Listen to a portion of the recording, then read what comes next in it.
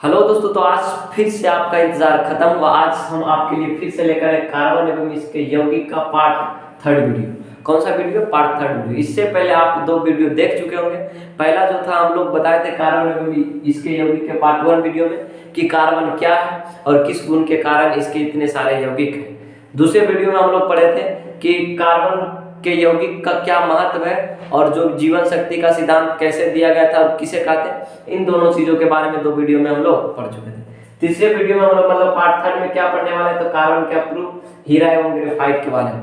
हीरा और ग्रेफाइट के बारे में बहुत अच्छी बातें करने वाले हैं। आप इस वीडियो को अंत तक जरूर देखें। इससे पहले कि मैं बता दूं कि कार्बन का प्रूफ जो है वो सभी का संकेत C होता है। हम इससे पहले वाले वीडियो में पढ़ा चुके थे। आज हम लोग सीखेंगे हीरा एवं ग्रेफाइट के बारे में कि हीरा का संरचना कैसे होता है, ग्रेफाइट का संरचना कैसे होता है। तो आप वीडियो को अंत तक देखना बिल्कुल भी ना भूलें। तो मैं बता दूं कि आप अगर मेरे चैनल पर नए हो तो चैनल को सब्सक्राइब कर लें और वीडियो को अंत तक देखें, और अगर वीडियो अच्छा लगता है तो लाइक करें और अपने दोस्तों के पास भी शेयर करें। तो बिना देर करते हुए चलिए चलते हैं वीडियो की।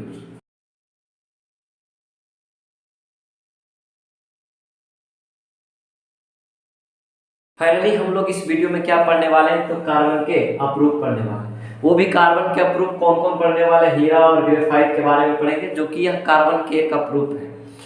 तो ऐसे तो बात किया जाए कि कार्बन के अप्रूफ जो है, मतलब कि कार्बन जो है प्राकृतिक में बहुत रूप में पाए जाते हैं, बहुत रूपों में पाए जाते हैं। जैसे लिखा हुआ है कि कार्बन जो है प्राकृतिक में कई रूपों में पाया जाता है। जैसे हीरा तथा ग्रेफाइट कार्बन की अप्रूप अवस्था है। मतलब ये जो है मतलब कि हीरा और ग्रेफाइट है और जो है ये कार्बन के अप्रूप है, अप्रूप अवस्था में पाया जाता है। ये कार्बन के ही रूप है, ये कार्बन के ही रूप है।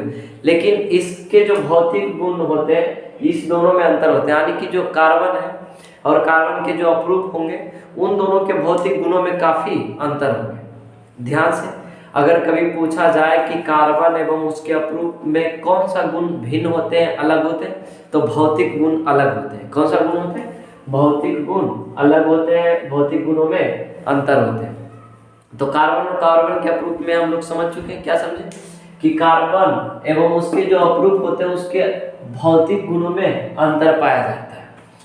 अब हम लोग कार्बन के दो अप्रूप के बारे में पढ़ेंगे, एक हीरा एक ग्रेफाइट, जो कि इन दोनों के बारे में बहुत ही अच्छी बातें करने वाले हैं। तो आप वीडियो को अंत तक देखना बिल्कुल भी ना भूलें। तो देखते हैं, सबसे पहले से हीरा को देखते हैं। तो हीरा में लिखा है कि हीरा में कार्बन परमाणु त्रिविमीय संरचना के रूप में सजे होते हैं। मतलब हीरा के बारे में बोल रहा है कि इसका जो संरचना है त्रिविमीय संरचना के रूप में सजे होते हैं, जिनमें प्रत्येक कार्बन चार कार्बन परमाणुओं से सहसंयोजक बंधन द्वारा जुड़े होते हैं। जैसा कि आप चित्र में देख रहे होंगे कि यह जो मतलब हीरा में जो प्रत्येक कार्बन परमाणु है वो त्रिविमीय संरचना से के रूप में सजे हैं और प्रत्येक कार्बन चार अलग परमाणुओं से सहसंयोजक बंधन द्वारा जुड़े हैं। देख रहे होंगे जैसा कि आपके चित्र में। अब इसके कारण मतलब लिखा हुआ है कि जिसके कारण यह बंध हीरे की संरचना को काफी मजबूती प्रदान करता है। अब बताइए कि प्रत्येक कार्बन परमाणु चार अन्य कार्बन परमाणु से जुड़े होते हैं और इसी के कारण मतलब कि इसका जो बंध हीरे की संरचना को काफी मजबूती प्रदान करता है। ध्यान से, हीरा को जो संरचना है वो कैसा है, तो त्रिविमीय संरचना है और इसमें प्रत्येक मतलब कि इसमें प्रत्येक कार्बन चार परमाणुओं से, कितने परमाणु से? चार परमाणुओं से सहसंयोजक बंधन द्वारा जुड़े होते हैं। तो अगर हीरा के बारे में ऐसे लिखा जाए, लिखेंगे कैसे कि हीरा का जो संरचना है वो कार्बन का मतलब कि हीरा में कार्बन परमाणु का जो संरचना है वो त्रिविमीय संरचना होता है। कैसा संरचना होता है?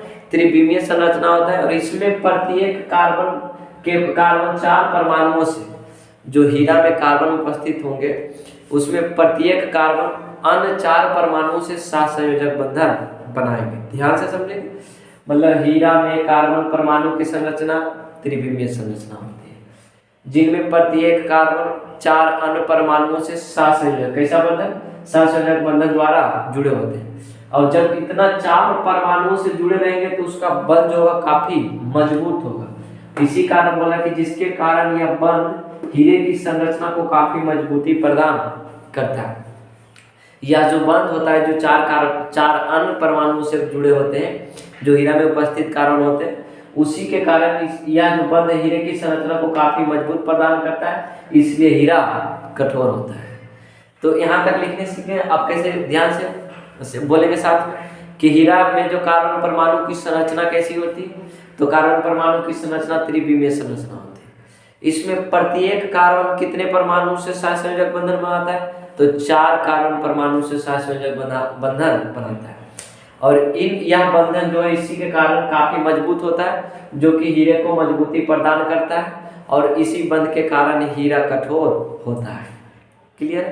अब हीरा जो है जितने भी पदार्थ है वो सबसे कठोर पदार्थ है। हीरा क्या है, सबसे कठोर पदार्थ है, और इसका अपवर्तनांक भी सबसे अधिक है, जो कि 2.42 होता है। आप फिजिक्स में भी पढ़ेंगे कि सबसे किस पदार्थ का सबसे ज्यादा अपवर्तनांक होता है, तो हीरा में उसमें भी लिखा रहता है कि हीरा का अपवर्तनांक 2.42 होता है। हीरा सबसे कठोर पदार्थ होता है, और यही लिखा है कि हीरा का अपवर्तनांक सबसे अधिक होता है। क्योंकि अपवर्तनांक क्यों अधिक होता है, क्योंकि इसका घनत्व सबसे अधिक होता है। मतलब अगर पूछा जाए कि वह कौन सा पदार्थ है जिसका अपवर्तनांक सबसे अधिक होता है, तो कौन सा पदार्थ है, हीरा है। और हीरा का अपवर्तनांक क्यों सबसे अधिक होता है, क्योंकि इसका घनत्व बहुत ही अधिक होता है। अगला कार्य है कि यह ऊष्मा एवं विद्युत का कुचालक होता है। यह जो हीरा है यह ऊष्मा एवं विद्युत का कुचालक होता है। इसका मतलब क्या है कि इसमें ना तो ऊष्मा का चालन हो सकता, मतलब कि संचालन हो सकता है, मतलब एक तरफ से दूसरी तरफ बह सकता है, ना ही विद्युत बह सकता है।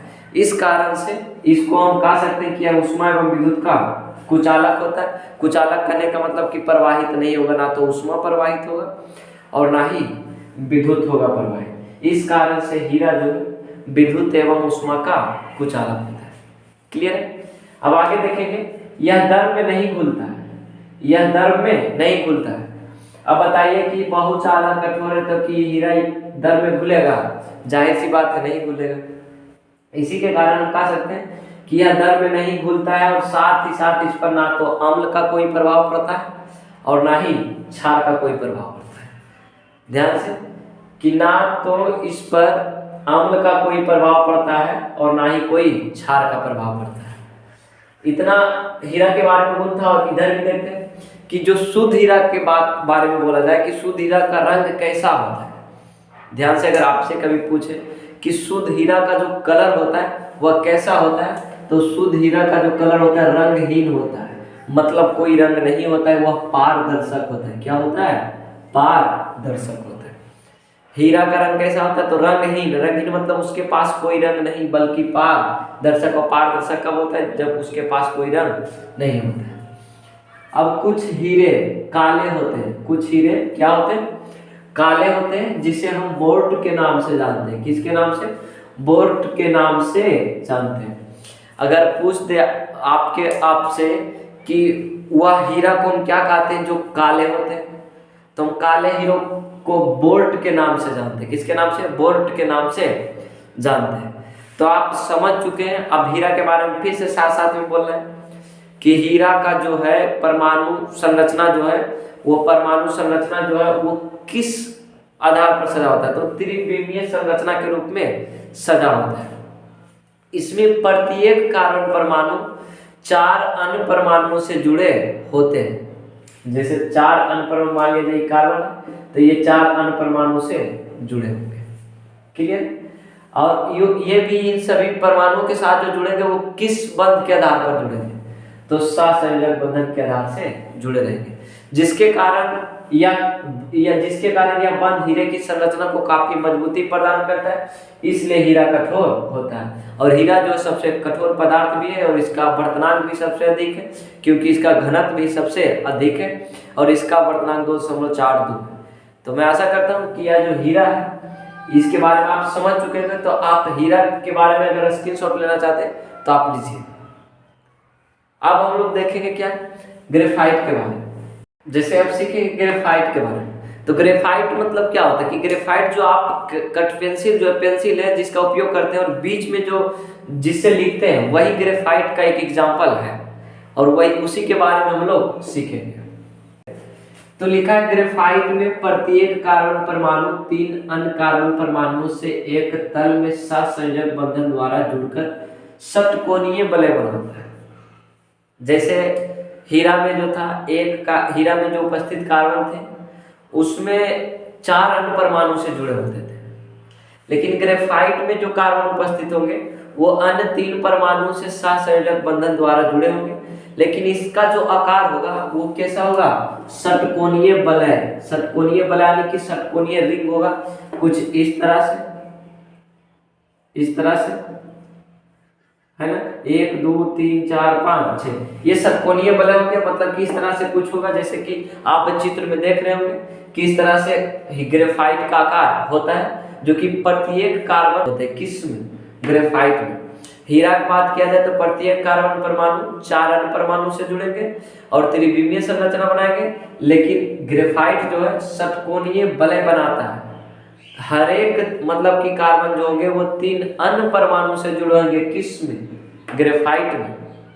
जैसे मान लिया जाए यहाँ ये कार्बन है और ये 3 परमाणु से जुड़े होंगे, एक मान लिया जाए इधर जुड़े होंगे और एक इधर जुड़े होंगे और एक इधर जुड़े होंगे, तो 3 परमाणु से जुड़े होंगे।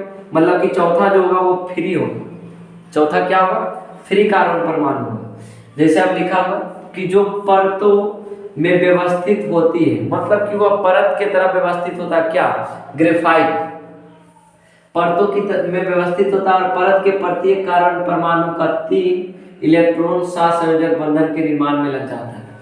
सबसे पहले मतलब बॉन्ड कौन बनाता है, परमाणु में जो उपस्थित इलेक्ट्रॉन होते हैं वही बॉन्ड बनाता है। तो जितने भी कार्बन के परमाणु उपस्थित होंगे उसमें हर एक 3 इलेक्ट्रॉन सहसंयोजी बंधन के निर्माण में लग जाते हैं। किसके निर्माण में, मतलब कि परत के प्रत्येक कार्बन परमाणु का, मतलब कि जो परत के रूप में ढल जाएंगे ग्रेफाइट, उसके प्रत्येक कार्बन परमाणु का 3 इलेक्ट्रॉन, मतलब कि उसमें जो इलेक्ट्रॉन उपस्थित होंगे उसमें 3 इलेक्ट्रॉन सहसंयोजक बंधन के निर्माण में लग जाते हैं। आगे बोला कि तथा चौथा इलेक्ट्रॉन मुक्त होता है। मतलब कि हीरा में देखे चारों इलेक्ट्रॉन बॉन्ड बना रहा है, लेकिन इसमें जो है 4, मतलब कि इसमें ग्रेफाइट में जो है इसमें 3 इलेक्ट्रॉन बॉन्ड बना रहा है और एक जो है वो फ्री, मतलब मुक्त है। क्या है, मुक्त है, जो एक कार्बन परमाणु से दूसरे कार्बन परमाणु तक गमन कर सकता है। मतलब वह जो एक इलेक्ट्रॉन फ्री है वो एक कार्बन परमाणु से दूसरे कार्बन परमाणु तक गमन कर सकता है, भ्रमण कर सकता है। और जब गमन और भ्रमण एक इलेक्ट्रॉन कर सकता है तो हम इलेक्ट्रॉन उसको प्रवाहित कर देंगे उसमें। जैसे कि अगर हमें करंट प्रवाहित करना है ग्रेफाइट में तो उसमें इलेक्ट्रॉन का प्रवाह होना चाहिए। तो प्रवाह कब होगा, जब इलेक्ट्रॉन उसमें मुक्त होगा, फ्री होगा, तब ना, ऐसे तो प्रवाह हो ही नहीं सकता है। और प्रवाह इसमें एक इलेक्ट्रॉन है, मतलब कि मुक्त है, इस कारण से इसमें विद्युत एवं मतलब कि ऊष्मा का प्रवाहित किया जा सकता है। और किया जा सकता है तो हम इसको कह सकते हैं कि यह जो ग्रेफाइट है यह ऊष्मा एवं विद्युत का सुचालक होगा। ग्रेफाइट क्यों नहीं, मतलब कि हीरा जो है क्यों नहीं ऊष्मा और विद्युत का सुचालक हुआ, क्योंकि इसमें कोई भी परमाणु, कोई भी इलेक्ट्रॉन मुक्त नहीं था। इसके कारण यह हीरा जो है यह ऊष्मा एवं विद्युत का सुचालक नहीं था। जबकि ग्रेफाइट में मतलब कि प्रत्येक परमाणु के जो 3 इलेक्ट्रॉन थे वो मतलब कि सहसंयोजक बंधन के निर्माण में लग जाते थे, जबकि चौथा इलेक्ट्रॉन जो था वह मुक्त होता था और जो एक कार्बन परमाणु से दूसरे कार्बन परमाणु तक गमन कर सकता था, जिसके कारण ग्रेफाइट ऊष्मा एवं विद्युत का सुचालक हो जाता है। और मतलब कि जैसे कि अब एक कार्बन से दूसरे कार्बन परमाणु तक जब इलेक्ट्रॉन का गमन होगा तो जाहिर सी बात है उसमें करंट प्रवाहित होगा, और करंट प्रवाहित होगा तो यह विद्युत का सुचालक जरूर। आगे बोल रहा है कि कार्बन परमाणुओं की यह परत अन्य 2 परतों के साथ दुर्बल वंडरवाल्स आकर्षण बलों द्वारा जुड़ी होती है। मतलब कमजोर अंतराणु, वंडरवाल्स मतलब कि अंतराणु, मतलब यह जो कह रहा है कि कार्बन परमाणु की यह परत मतलब अन्य 2 परतों के साथ, मतलब कि जैसे कि एक परत ये कार्बन ग्रेफाइट है और एक परत ग्रेफाइट का ये, तो मतलब ये दोनों जो परत जुड़े रहेंगे वो उसमें ज्यादा कोई बल नहीं लगा रहेगा। इसमें बहुत ही कमजोर मतलब दुर्बल अंतराणु आकर्षण बल कहें या तो वंडर वाल्स आकर्षण बलों द्वारा जुड़ी होती है, ऐसे भी पूछ सकते हैं। कारण ये परत एक दूसरे के ऊपर फिसल सकती है, इसी कारण से ग्रेफाइट चिकना और मुलायम होता है। ग्रेफाइट जब इसके एक परत दूसरे के ऊपर फिसल सकते हैं, इस कारण से ग्रेफाइट जो होता है वह चिकना और मुलायम होता है। ठीक है, चिकना और मुलायम होता है। तो आप जान चुके होंगे कि ग्रेफाइट और हीरा के बारे में। तो क्या हीरा बनता है?